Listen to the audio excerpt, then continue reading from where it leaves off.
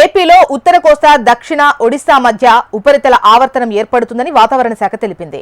కర్ణాటక నుంచి మున్నూరు మీదుగా తమిళనాడు వరకు ద్రోణి ఏర్పడుతుందన్నారు. ఈ ప్రభావంతో ఏపీలో పలు ప్రాంతాల్లో వర్షాలు కురుస్తాయన్నారు.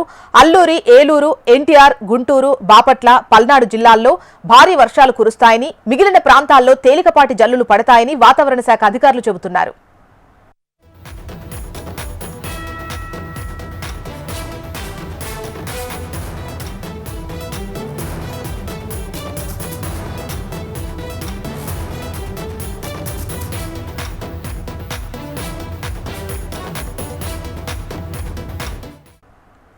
ఏపీలో ఉత్తర కోస్తా దక్షిణ ఒడిశా మధ్య ఉపరితల ఆవర్తనం ఏర్పడుతుందని వాతావరణ శాఖ తెలిపింది.